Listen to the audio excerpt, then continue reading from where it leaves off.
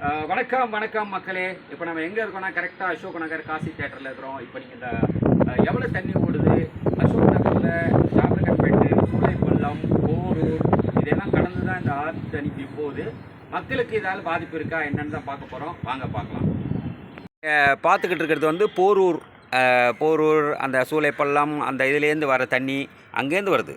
அப்படியே செம்பரம்பாக்கத்துலேருந்து வர தண்ணி தான் இது. இங்கே பாருங்கள், இது வந்து அசோக் நகர் நம்ம காசி தேட்டர் ஆற்றுப்பாலம் சொல்லுவோம். இங்கே பார்த்தீங்களா, இப்போ தண்ணி கரெக்டாக எவ்வளோ போகுது அப்படின்னு பார்த்தா நம்ம பல வருடங்களாக இதை நம்ம சொல்லிக்கிட்டு இருக்கோம். இப்போ கரெக்டாக 5000 கனஅடி தண்ணிக்குள்ளே தான் போகுது. ஏன்னா திறந்து விட்டுக்கிட்டு இருக்காங்க. அந்த பில்லரில் தான் நமக்கு கணக்கு, அந்த பில்லர் கீழே இருக்கிற பாக்ஸ் தான் நமக்கு கணக்கு.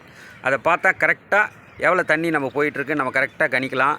ஏன்னா இதால் வந்து எந்த பாதிப்பும் கிடையாது, இந்த சுற்று வட்டார மக்களுக்கு எந்த ஒரு பாதிப்பும் கிடையாது. ஏன்னா நம்ம தொடர்ந்து இந்த பதிவை நம்ம இந்த காசி தேட்டர்லேருந்து பல இடங்களாக போட்டுட்ருக்கோம். அதனால தான் சொல்கிறாங்க பாருங்கள், தண்ணி வந்து அமைதியாக போயிட்டுருக்கு. நமக்கு அந்த அளவுக்கு மழை இல்லை. சென்னையை பொறுத்த வரைக்கும் அசோக் நகர், இந்த காசி தேட்டர், விருகம்பாக்கம், நெசப்பாக்கம் இந்த சைட்லலாம் அந்தளவுக்கு மழை இல்லை. சாதாரணமாக தான் பேஞ்சிக்கிட்டு இருக்குது, விட்டு விட்டு பெய்யுது.